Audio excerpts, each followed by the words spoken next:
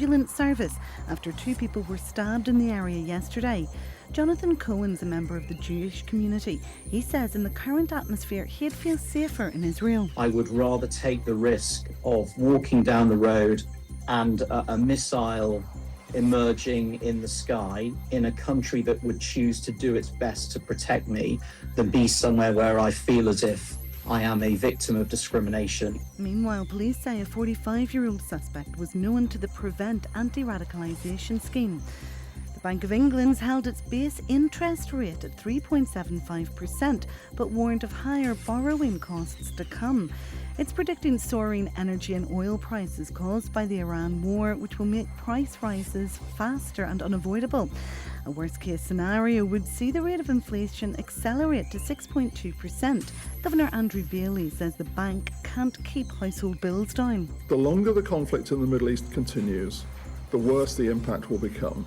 Reopening the Strait of Hormuz and repairing the damage that has been done to the world's energy infrastructure can, however, reduce the impact of this negative supply shock to our economy. A 21-year-old neo-Nazi has been found guilty of planning a terror attack at the supermarket in East London where he worked.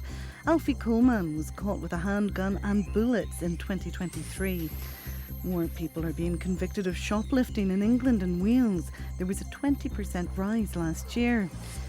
More than 60,000 inmates have been freed from prison early since September 2024. That's when the government introduced a scheme to tackle overcrowding. And Kobe Mainoo signed a new Manchester United contract until 2031. The 21-year-old has made 98 appearances for the club. That's the latest. I'm Ruth McKee. Right across the city on FM and around the world online. This is Unity 101. Tube's hyperspeed broadband allows you to download movies and dramas in seconds for just £25 a month. Get started today at toob.co.uk. Good afternoon. Welcome to the Police and Crime Commissioners Community Hour. This programme contains phone calls and comments from members of the public and selected invited guests. And it's important to remember at all times that any views and opinions expressed are individual opinions from these people and not those on Unity 101. Educational, discussions, informative, entertaining. The Community Hour. This is Unity 101.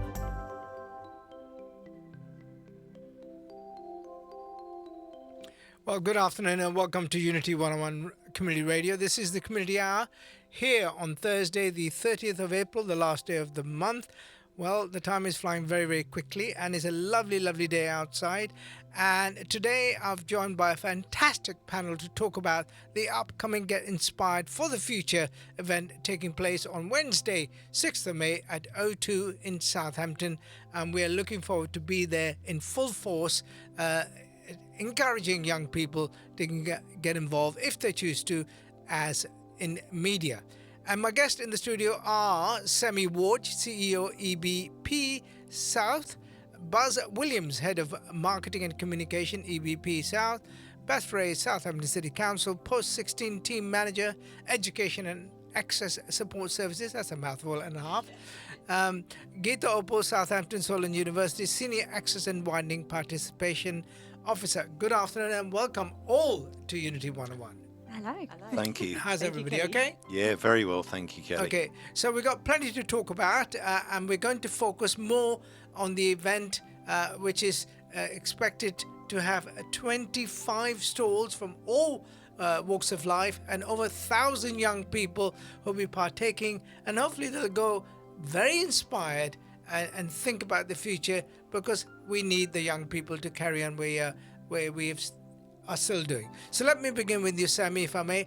What is Get Inspired for the Future 2026 at the O2 Guildhall, Southampton on May the 6th? So Get Inspired for Your Future is an event for secondary school students. And the aim of the event is to make them aware of the wide variety of career options that are available in their local area. So we have a lot of different activities that are going to be there on the day, and the hope that is by interacting with different companies, they will really gain an awareness of all the opportunities that are out there and that are available to them, and it will really get them thinking about different career paths and what they might like to do in the future.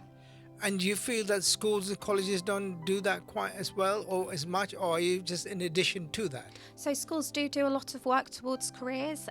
We already work in a lot of schools. We have careers practitioners that are providing careers information, advice and guidance. But this event is about bringing the businesses together so that the schools can see such a variety in one place, and the huge number of students that are attending means that we're able to reach a huge majority of young people from the Southampton area all in one go. Okay, so you partly have answered the question that I'm going to ask, but just elaborate on that if I may. Why is this event important for young people? Well, according to the 2025 Youth Voice Census, only 49% of young people feel that they know what skills employers are looking for. So events like this are really, really important because they give young people the opportunity to actually speak to the employers and ask their questions. And by doing that, they then can make informed decisions about what it is that they want to do in the future. And they can then use that information when they're choosing their future pathways. That in turn also will help to bridge skills gaps because we know there are lots of changing the careers landscape is changing. The jobs that we have now aren't the jobs we're going to have in the future. But by starting to speak to employers about what is coming down the pipeline, it gives them the information they need to really think about the future and what it is that they want to do next. Are the potential employers ready for the future? I think a lot of them are, and most of them know what is coming, even if it's not in place yet. So they can at least start to guide young people about where they think the industry is going and what they think the technologies of the future are going to bring. On the similar theme of what we're discussing here, do you feel schools and colleges are aligned what the employers want along with what you're doing at the event on Wednesday the 6th? I think they do, but I think for schools it's about them being given the opportunities to connect with businesses. Schools and businesses each have their own challenges, so trying to find times when we can create opportunities for them to engage with each other and have that communication, I think it is really vital, and that's what this event does provide. Okay, well, let's continue talking to, if I bring Beth in, if I may. Where I've mentioned the O2 in Southampton, but it's a very iconic venue. So where is it taking place exactly? Okay, so it's in the Guildhall. Where the Get Inspired Festival has moved in and out over the last decade. It's also been at Solent University, and our festival, which is the Your Future part, has also moved about from St Mary's over to Solent. But the thing with the Guildhall is it's right in the middle, and so some of our families can walk there from home on a beautiful sunny evening, so we feel like it's the right place. You're hoping it's sunny? Yeah. I think it is. I've ordered sun. Fingers crossed. We all are keeping our fingers crossed. Yes. Just like today. Because 8 o'clock when I bring all the equipment, I need it to be nice and warm. And the times this taking place? Okay, so during the day, young people are coming from their schools, so we're opening to the public between 4 and 6 p.m. So that's when we're inviting anybody and everybody who's interested in meeting the employers, the training providers, the colleges, to come along and have those conversations. So 4 till 6 is the time that we really want people to know about. And before that, it's just schools who have been invited? Schools, over 1,000 students, 25 schools. That's who will be filling the Guildhall during the day. So is that all of the schools in our region? All of our secondary schools in the city are coming to the event, so we're really thrilled. Brilliant. And is that all free? It's all free, yeah. They're all rocking up for free in their minibuses, their coaches, on foot, yes. And I guess they'll have some teachers with them to chaperone them, won't they? They will, and that's really important for us actually, because teachers don't get many opportunities to come out and talk to employers themselves. So we hope that they will see it as a bit of a CPD training opportunity as well. We've talked about young people, but have you got a specific age group? We focus very much on year 10 for the Your Future part, because it's about what decisions they're going to make when they finish school after year 11. The Get Inspired Festival has always been much broader, so students can come right through depending on who the school wants to bring, really. And I've had schools ask if they can bring year 7, 8, 9, 10, whoever they think will benefit, we encourage them to come along. And then, of course, in the 4 till 6 slot, we're not restricting it at all. And 4 till 6, everybody can come, so... Brilliant. Brilliant, absolutely. So, Buzz Williams, that's a name and a half, isn't it, eh? Yes, there's a long story, but not for now. Not for now. Okay. Well, you're the head of marketing and communication at EVP. So tell me, first of all, we've been talking about EVP. What's that stand for? Education business partners of the South, been going for around nearly 30 years now. So really excited, excuse me. And our mission really is to inspire and prepare young people for the world of work. Okay.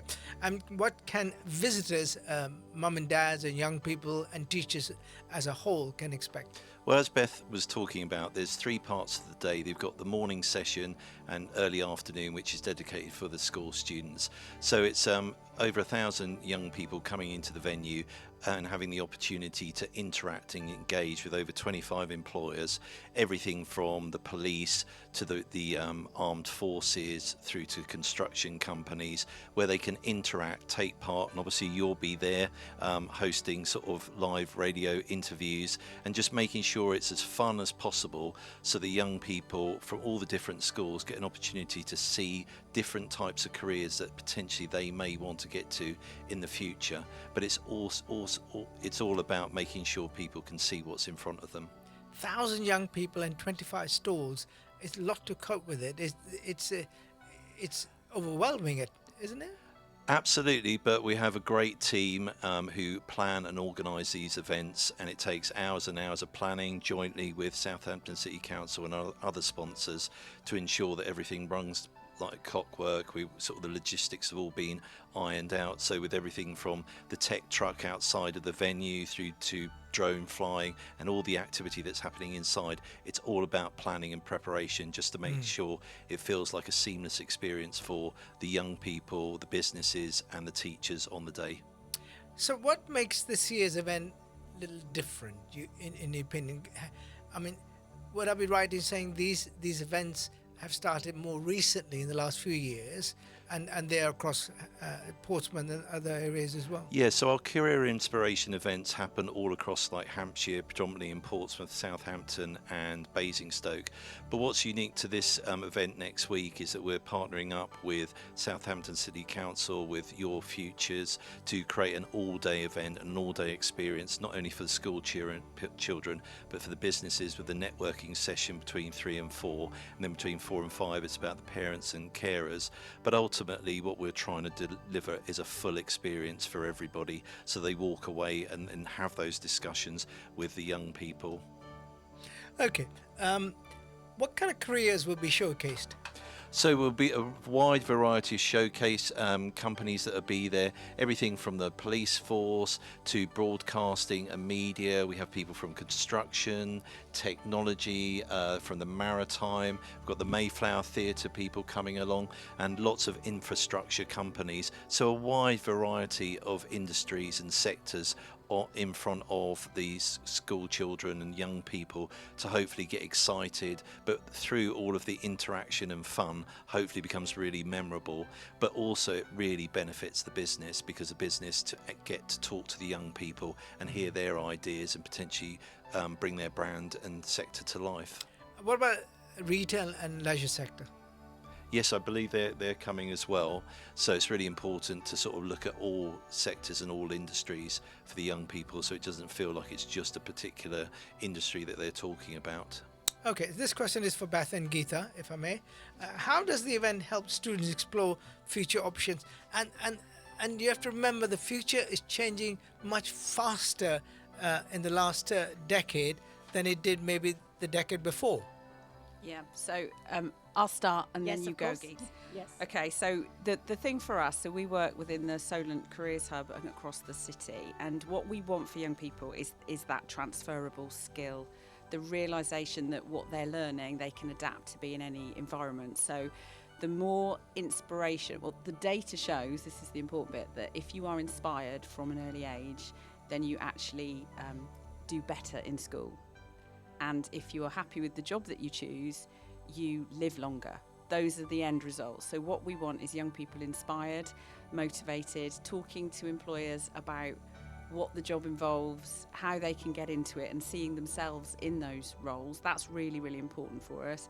But also, that you were saying earlier about employers being ready, it's really important that they understand young people, because they have evolved and they have amazing skills to share, but they might not fit into what we previously thought the world of work looked like. So it's not just young people adapting to the world of work. It's employers adapting to the amazing skills of young people today.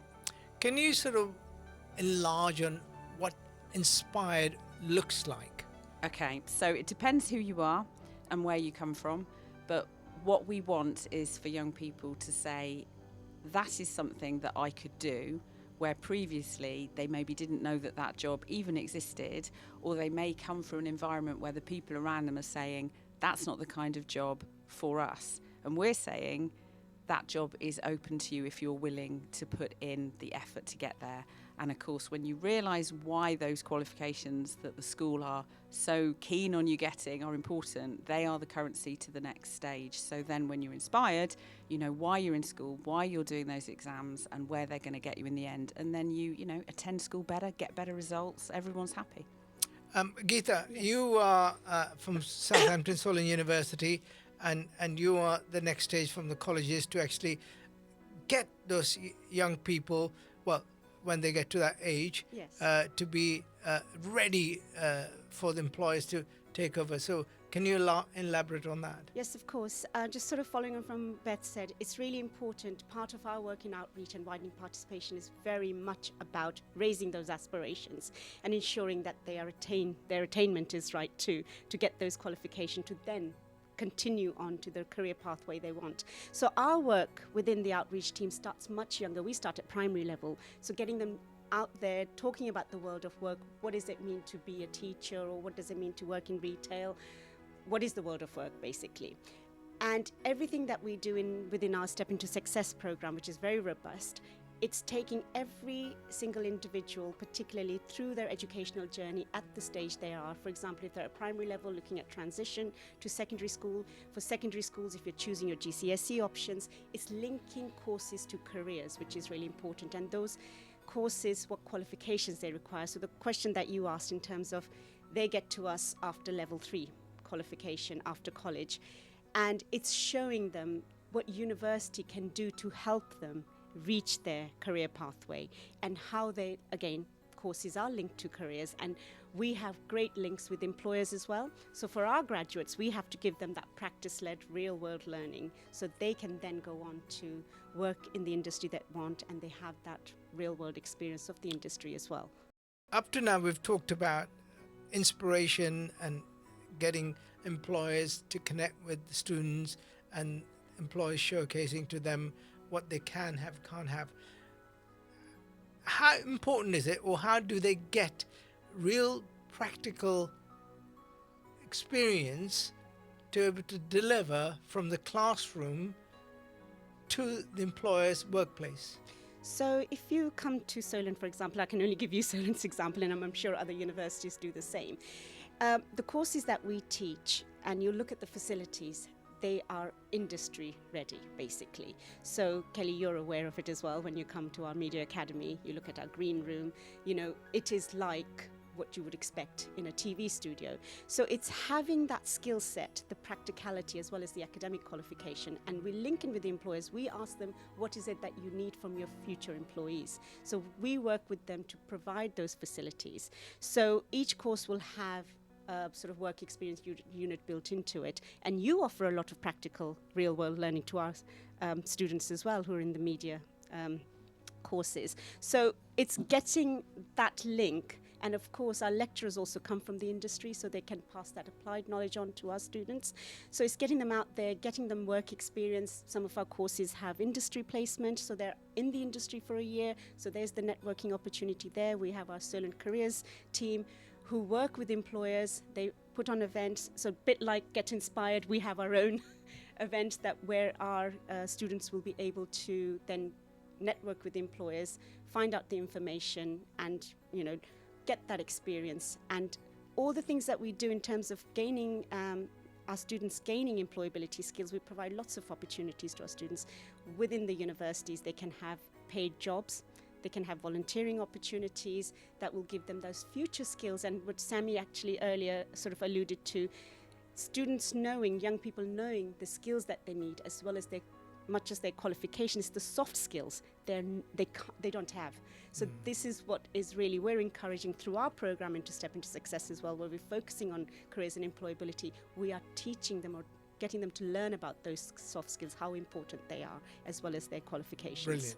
Well, if you've just joined us, this is Unity 101 Radio. My name is Ram Kelly. This is the Community Hour, and today we're talking all about Get Inspired for the Future 2026 at the O2 Guildhall, Southampton, which takes place this Wednesday from 9 o'clock in the morning till 6 o'clock.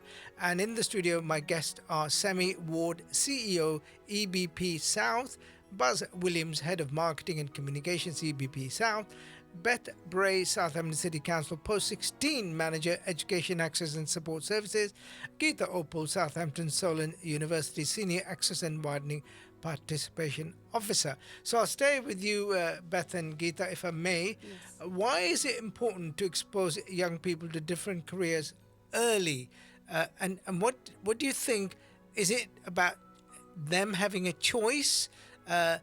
Because making the wrong choice, they can lose a year or two, and then they change their mind. Having said that, is that okay to change your mind, or is it a question of, well, you've chosen one, you must now build on that? Beth? That's one of my most favourite things to talk about, so beware everybody, this is my soapbox. Will I get a word in edgeways? No, wait. I'll let you. So basically, it's fine to change your mind. Yes. And 26 years ago, when I started in careers, you chose a career and you stuck with it, and that's what you did. And we have to change our mindset on that. It's about saying, this is the right job for me right now. What are the transferable skills that I'm going to take from it into the next step, into my career path? And that when your CV has lots of jobs on, that's fine. It used to be, why are you moving about so much? And now it's seen as somebody taking control of their career and wanting to constantly improve themselves. So first of all, that's great. Move about as much as you need to find the place that makes you happy. The younger generations are much more about jobs that they feel suit them from their moral base than they were perhaps previously. It's less about the money and more about how they feel about their job, which is wonderful from us as all people who love our jobs. That's really great. We want to inspire them young. As Geeta said, working in primary is absolutely key, and I am seeing more and more opportunities coming through to work with primary schools, where previously I only knew our secondary schools. Now I get to speak to our primaries as well, because we are recognising that it's not necessarily a specific job, but it's being inspired about the world of work that we want to get in primary schools, so that it then builds on. And the work experience is changing. So traditional work experience, when I did it 35 years ago, 2 weeks, that was your first experience of the workplace. Now we're saying we have to change that. Young people need experience of the workplace, preferably from year 7, so when they go into secondary school at 11, and they need to start to meet employers, find out what the working world is like, so that by the time they get to year 10, they can have a week's work experience in something that they have kind of already chosen, because they've done these sort of smaller experiences through younger, when they were sort of 7, 8 and 9. So the world of work is different, and the work experience is changing to reflect that the world of work is different. So it's all very exciting. Before I come to you, Yes. Geeta, if I may, Yeah. this question to Buzz and Sammy. Are there jobs? Enough jobs out there for young people to go into? Because once they've actually qualified, the route of apprenticeship, the route of university, they've got this brilliant accolades. Are there enough jobs you feel, or are they being created enough, and the employers are sort of capitalizing on the skills that young people have?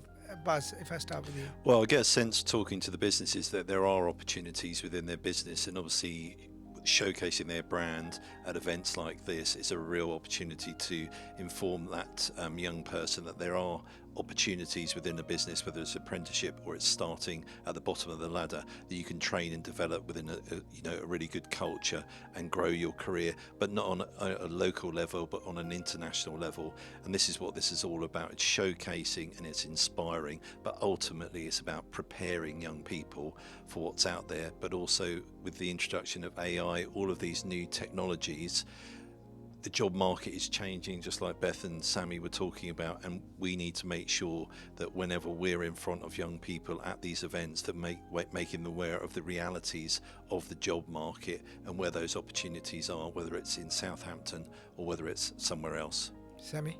Yeah, I would agree. I mean, the jobs market is tricky for young people at the moment, especially entry-level positions. However, there are some growing opportunity areas. So I think what we're trying to do is make young people aware of where those growing opportunities might be.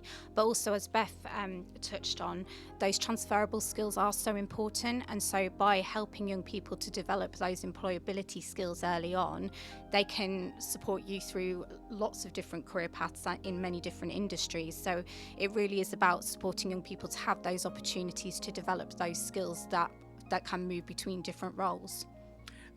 Coming to you, Geeta, you have discussed over many community hours that you do here that the university students tend to not only have work experience maybe within the home grounds, but they also travel abroad. Yes. Does that help them to become more rounded individuals, and maybe potentially the employers are looking for rounded individuals who can do many things, Yes. not just one specific job? Absolutely. The labour market is very competitive. So the more qualified you are, the better you are in the position to get the jobs that you want to go into.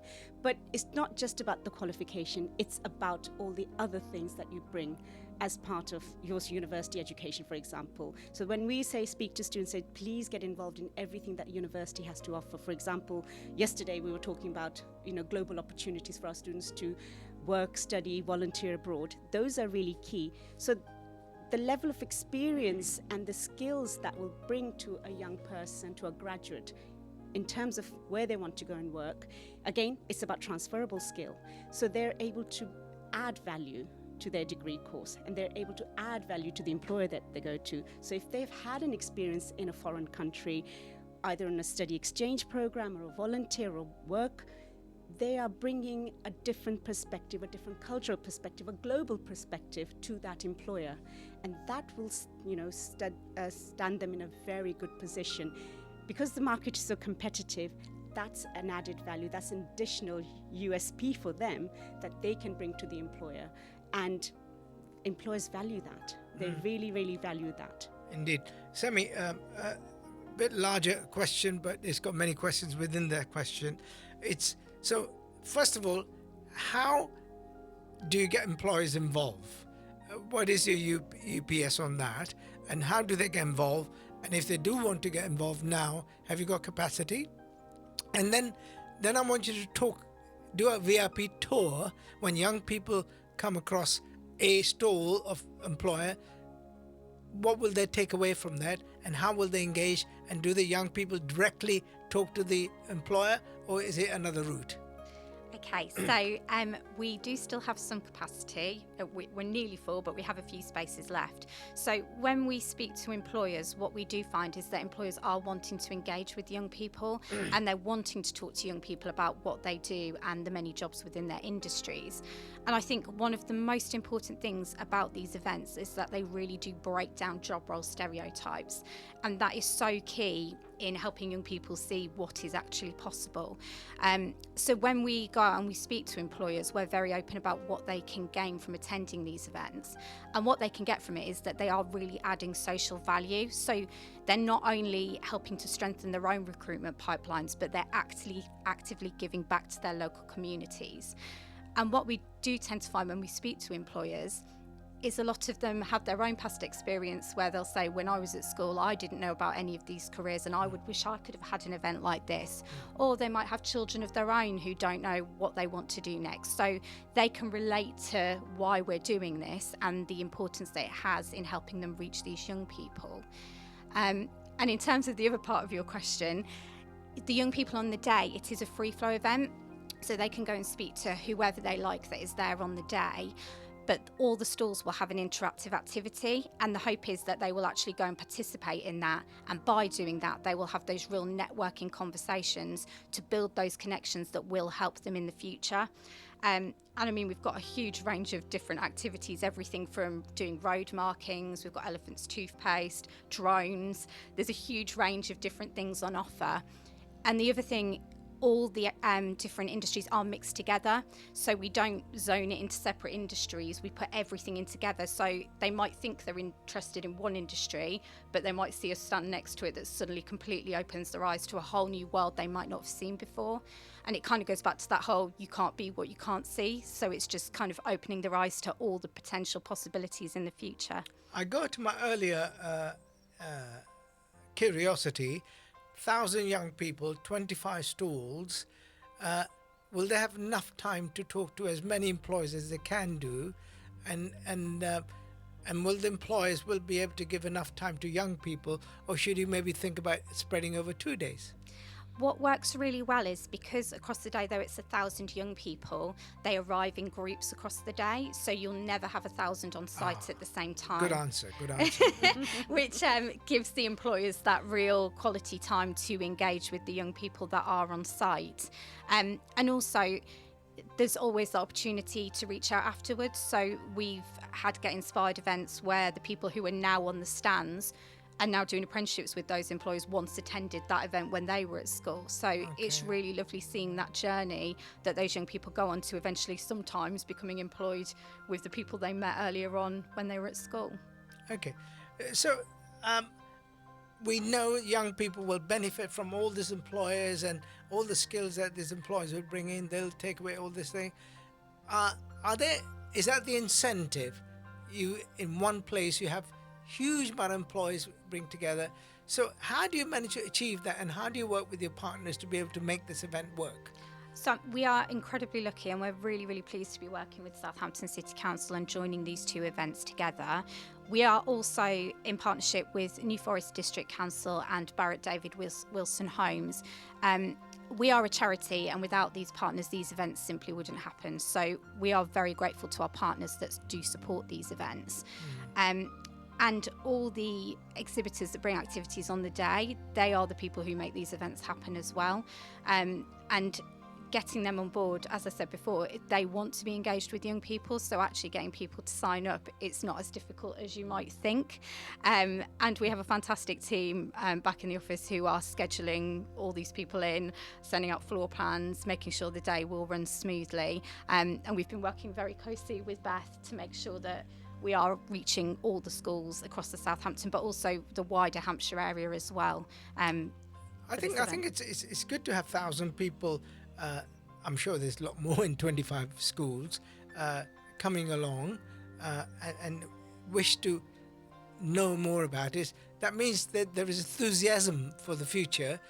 And likewise with the stall holders, they also want to be there because they see that young people, if we can pick them early and get them into apprenticeship or work experience, we can have potential leaders moving forward. So what role as a partner, Beth, Southampton City Council has played to make sure this works within what the council aims to achieve? Okay, so partly some people might say my role was as the nag, because I sent out so many emails. Never. I think people will be glad when it's over. But basically, as Sammy said, we had two events, and bringing them together has meant that we've brought together our lists of exhibitors. So EBP South have got a huge number of employers that are loyal to coming to the events and know the benefit of them and work with them a lot. And then we have a kind of different group, if you like, of employers that we've reached out to for smaller events, perhaps more locally. So we've kind of brought them together so that there is more variety. We've also pinpointed who we really want there. So if there is an employer in the city where we know there's a skills gap looming, we will have gone to them and said that this is your opportunity to see 1,000 young people. Why would you not want to be there? And we've had a lot of success with that. With the schools, now you say, yes, 1,000 young people, there is more than that in any one school. I would love to say all the schools could coach in an entire year group. But the reality is coaches are really expensive and teaching time is precious. So we encourage our schools to bring as many young people as they can. But certainly from the Your Future part of the event, we've always said, who are the young people that you feel need to be inspired the most? The young people that maybe are not perhaps engaging with school as the teachers would like them to. Okay. And we say, put them on a minibus and bring them. And because we have fantastic relationships with our schools. They have not minded my emails saying, have you signed up yet? Have you signed up? And then they sign up. So yeah, we've got all of them, so I'm really thrilled. You're a persuasive person. You could say that. I'm Just not a sure little bit. they'd say that. Welcome to Unity 101 Radio Community Hour. My name is Ram Kelly, and my guests are Sammy Ward, CEO, EBP South, Buzz Williams, Head of Marketing and Communication, EBP South, Beth Bray, Southampton City Council Post-16 Team Manager and Education Access Support Services, Geeta, Uppal, Southampton Solent University Senior Access and Widening Participation Officer. So if I can come to you, Buzz, can you just run through how the day is going to work, and indeed, can people still sign up at this late time? That's young people as well as employers. Yeah, absolutely. So the day is made up of 3 parts. So between 9 and 3 o'clock, we have the schools attending, over 1,000 students visiting the O2 Guildhall. And then in between 3 and 4 o'clock, it'll be a networking session between all of the businesses on site, so to get a chance to listen to their feedback, because obviously they'll be just coming out of the event, but also an opportunity to get to know each other and see what everybody else is doing in the Southampton area. And then we move to the session between 4 and 5 o'clock, which is dedicated for parents and carers to come along and see those employers and hopefully get that light bulb moment or see things they haven't seen before, that maybe then creates a discussion back at home to say, look, these opportunities are available on a local and international level. Brilliant. Okay. All right. So, Geeta, Uppal, how does Southampton Solent University support young people through this event? Well, as Sammy and Beth mentioned earlier, we have supported as a university this event, and we've run the events in partnership with EBP South and Southampton City Council. This year, of course, they're going it alone. Well, we're there too.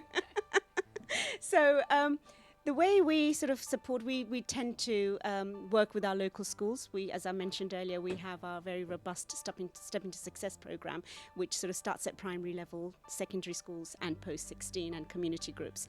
So it's collaboration for us is key as a university. So we couldn't really do our work without our partners. And the key for us in outreach is to really work with disadvantaged learners, those who are underrepresented in society, to really, it's the social mobility part of the university's responsibility to ensure everybody has access to opportunities, and higher education being one of them. So in terms of supporting these events is really key. Again, over 1,000 young people will be at this event, and as a university we'll be silly not to be there, and we'll be able to engage with those learners, and we've got quite an interactive activity at our stand as well, so do come and see us when you're there on the 6th of May. And we will have our students with us, so they're our ambassadors. They'll be able to talk about their experience of being university students and their experience of studying, what course they're doing, talk about their future aspiration and ambition in terms of the career that they want to go into. So it's really key, and at the end of the day, for young people, it's about choice, and the choice can only come from if they have that informed sort of if they have the information, so they're able to make that informed decision. So this event is going to be excellent. There are, higher education institutions there. There are post-FE institutions there. There are employers there. So there's a range of different people and organizations that young people can access in one go to find out what career path could be for them. So I think it's about information, and it's about making that informed decision. As a widening participation officer for Southampton Solent University, at what age do you start engaging with schools and colleges to get them aware of university? So yes, our sort of program starts at primary level. So we start work with young people in year 5, so as young as 9 and 10. And then at that stage, it's all about sort of raising aspirations, getting to think about what do you want to do when you grow up. And as well as raising aspirations, we run attainment raising programs as well. To give you an example, for our primary school children, we run a Ready Readers program. So we're supporting children who may not be quite at the reading age they should be at. So our education students will go in and support them, and also staff volunteers will go in and support them. So that's getting their level up.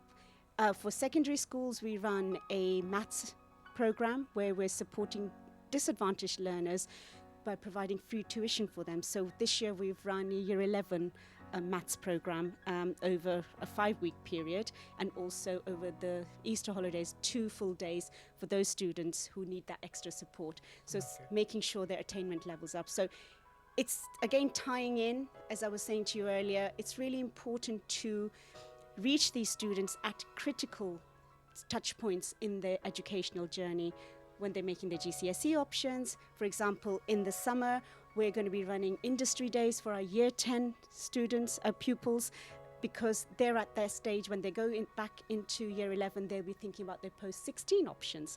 So we're running subject-specific industry days in accountancy and finance, creative industries, health and social care, and nursing, so they can then have first-hand experience, a taster of what that industry could be like, what it could be like to study that course at university, and how courses link to careers. Brilliant, well done, very, very in-depth. This event, Buzz, 1,000 people, an awful lot of stalls. They're coming in different time scale and meeting as many and trying to meet as many employees as they can. What is the impact of that in the local community? Do you feel, or they don't actually know about it as much as they should know? I think it's a brilliant opportunity. What we want people to walk away with is that they've had a fun experience, but a new experience where they've been exposed to new opportunities. So this is really beneficial for the students to really understand that there is a career path, whether they'd like to go through the traditional path or do an apprenticeship. There's those options, but also it benefits the parents to really understand all the different types of businesses, all the different type of sectors that are in front of them, and that there is opportunities for their young person in the future, and that all the hard work they're investing now through college, through university, is all for the right purposes of supporting the community, not only in Southampton but beyond. But it's all about making them excited, and for the businesses it's being exposed and being able to listen to their future employees potentially, and just linking with their corporate social responsibility and social value schemes. But it's all about excitement and relevance, and that there is opportunity and hope in the future to get those jobs. And what do you think the employees will take away from it, this event? Well, I think that what they'll take away from it is feedback. Is usually what we hear from businesses, is because the young people have a different perspective, and which is really fun. So they see the funny side of things. They like the interaction, but also that they're getting to hear fresh ideas and see different opportunities, and potentially that might help them change the way that they might recruit into their business. So it's insights for them, and it's an opportunity to sort of see what the future community will look like and potentially evolve as they move forward. But if you keep connected with the young people, you'll sort of mature as well. Okay, as we come towards the end of this program, let me get final few words from all of you. What would you say, starting with you, Geeta, someone is thinking about attending but haven't quite made out, or weren't aware as much as they should be aware, and you know, maybe Baz, you can come into, and where they can get more details. So why should they attend this event, Geeta? They should attend this event if they want to find out about what their future options are or can look like, and meet their future employers, or meet future, if they want to continue studying after school, come and talk to a sixth form and FE college. Think about what post-16 qualifications are available, and if they want to go to universities, there are a number of universities available, and see, you know, where can their university education take them.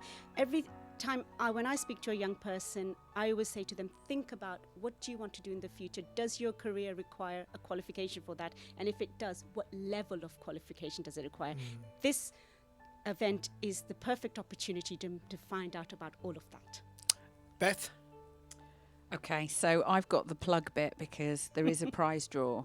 So if parents and carers sign up and come, or even just come along between 4 and 6, we've got a prize draw which includes tickets for a show at the Mayflower, a meal at Cosmo, entry to our museums, and even down to an insulated mug from one of our local coffee shops. So we've got a plethora of prizes that all you've got to do is rock up, and when you're leaving, fill in an evaluation to be entered into that. Everyone who goes, if you pick up a flyer, gets 10% off a meal in Cosmo.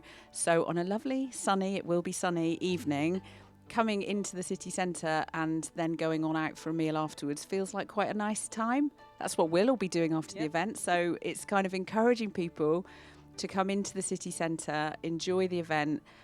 It will be really important, particularly for parents and carers, if your young person is in years sort of 10 and below. The qualifications are changing. So if you want to know what's available at college in the future around T levels, V levels, A levels, it is looking different, and this is your chance to come and talk to our local colleges and find out about that. So that's really important. And for our exhibitors, of course, they don't usually get to speak to the parents and carers. So if you've got questions about, how is AI affecting CV writing, this is the chance for those parents and carers and professionals working with young people to come to the event and find out all of that. So I'd really encourage people to come. Sammy? Well, just to touch on what Beth said, it's just a really fantastic opportunity to engage with local employers. It's going to be a really exciting event. There's going to be lots going on, and it can really help young people to get the information they need for their futures. So if you want more information, you can find that on the EBP South website, and you can go there and sign up, which is www.ebpsouth.co.uk. And just come along. It's going to be really informative and really engaging. Okay, Buzz, put your big hat of marketing in. And I think I'm really just for the businesses to come along and see the community that's in front of them and that will be coming through the sort of the career paths, but also for the young people, just to see them excited, but also to see them interacting with companies or sectors that they've not been exposed to. You never know, that could be the next CEO or the next financial director in front of you, just purely by this experience in one place, giving everything for students all the way through to parents and carers. Brilliant. Okay, the Get Inspired for the Future 2026 takes place next Wednesday, the 6th of May, at the O2 Guildhall Square. And you can get more details, like Sammy said, by going to the EBP South website for more information. And thank you very much indeed, Sammy Ward, Buzz Williams, Beth Gray and Geeta Uppal for joining us today. And do get involved. And if you missed this program, after 4 o'clock, you can listen again by going to our website, www.unity101.org. And while you're there, a little bit later on, you can actually see them and hear them on YouTube channel as well. I can't wait. Thank you, Kelly. Coming up at 4 o'clock is the Drive Time Show with our very own Maria Roberts. Stay tuned to Unity 101. This has been Inspiring Community Hour here with me, Ram Kenlin Kelly. And I wish you all a lovely day, because it still is very lovely. In the words of Beth Gray, it's going to be sunny next Wednesday. Bye-bye.